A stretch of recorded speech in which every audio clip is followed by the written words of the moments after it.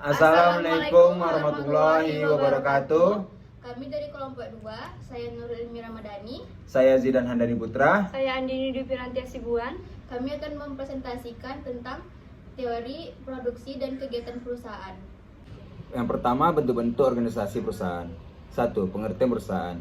Perusahaan adalah institusi atau lembaga yang menggunakan dan mengorganisasikan faktor-faktor produksi untuk menghasilkan dan menjual barang dan jasa. Organisasi atau lembaga yang digolongkan sebagai perusahaan dalam banyak literatur hanya terdiri atas 3 macam, yaitu 1. Perusahaan perorangan. Perusahaan perorangan adalah perusahaan yang dimiliki secara perorangan, yang memiliki tanggung jawab tidak terbatas. Tanggung jawab tidak terbatas maksudnya adalah semua harta yang dimiliki adalah bagian yang tak terpisahkan dari risiko usaha yang dijalankan.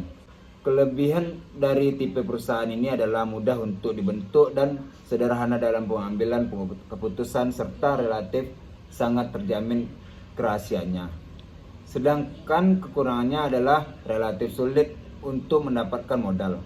2. Kerjasama usaha persekutuan. Semisal CV dan firma. Orang-orang yang tergabung dalam perusahaan ini beberapa di antaranya memiliki tanggung jawab tidak terbatas.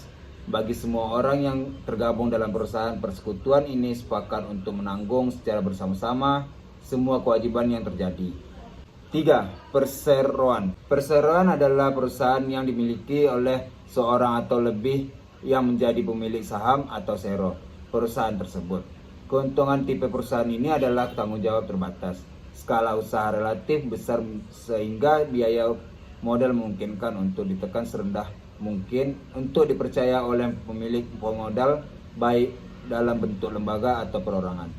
Kelemahannya adalah struktur manajemen yang kompleks menyebabkan pengambilan keputusan relatif lambat dan mahal. Yang kedua adalah bentuk lain organisasi perusahaan. Yang pertama adalah perusahaan milik negara. Perusahaan ini lebih dikenal sebagai BUMN atau Badan Usaha Milik Negara. Pada umumnya, perusahaan negara dikelola seperti perusahaan perseroan terbatas. Perbedaannya terletak pada pemilikan perusahaan tersebut, yaitu saham-saham dari perusahaan negara adalah yang dimiliki oleh pemerintah. Yang kedua ada perusahaan koperasi. Perusahaan koperasi adalah perusahaan yang didirikan bukan untuk mencari keuntungan, tetapi untuk melindungi kepentingan para anggotanya. Perusahaan koperasi dapat dibedakan menjadi 3 jenis. Yang pertama, koperasi konsumsi, koperasi produksi, dan koperasi kredit. Yang kedua ada fungsi produksi. Fungsi produksi menjelaskan hubungan antara faktor-faktor produksi dengan hasil produksi.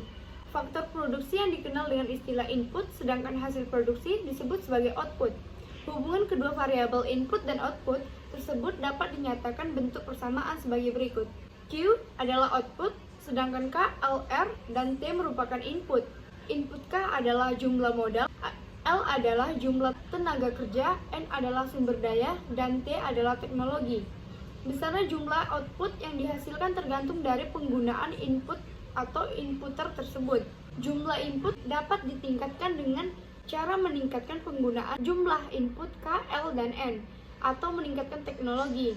Untuk memperoleh hasil yang efisien, produsen dapat melakukan penggunaan input yang lebih efisien. Rumus-rumus matematis dan kurva. 3. Teori produksi dengan satu faktor berubah. Teori produksi yang sederhana menggambarkan tentang hubungan di antara tingkat produksi suatu barang dengan jumlah tenaga kerja yang digunakan untuk menghasilkan tingkat produksi barang tersebut. Dalam analisis tersebut, dimisalkan bahwa faktor-faktor produksi lainnya adalah tetap jumlahnya yaitu modal, tanah, dan teknologi. Satu-satunya faktor produksi yang dapat diubah jumlahnya adalah tenaga kerja. A. Hukum hasil lebih yang semakin berkurang. Jika faktor produksi yang dapat diubah jumlahnya atau tenaga kerja terus-menerus ditambah 1 unit, pada mulanya produksi total akan semakin banyak pertambahannya.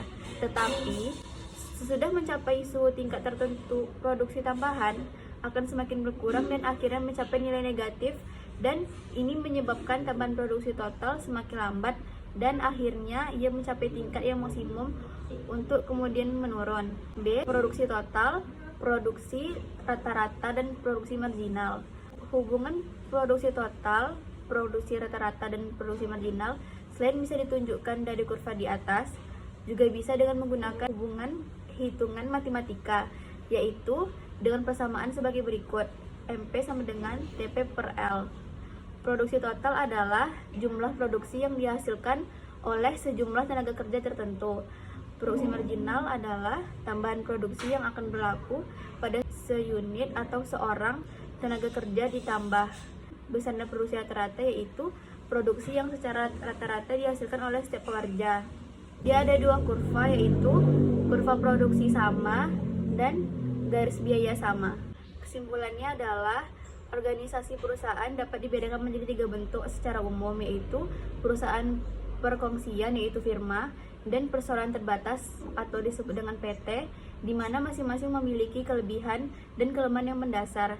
Selain itu, ada beberapa bentuk lainnya organisasi perusahaan, diantaranya perusahaan milik negara atau BUMN dan perusahaan koperasi. Dalam teori ekonomi, berbagai jenis perusahaan dipandang sebagai unit-unit badan usaha yang mempunyai tujuan yang sama, yaitu mencapai keuntungan yang maksimum dengan menggunakan faktor-faktor produksi dengan cara seefisien mungkin. Sekian presentasi dari kami. Apabila ada kesalahan mohon dimaafkan. Assalamualaikum warahmatullahi wabarakatuh.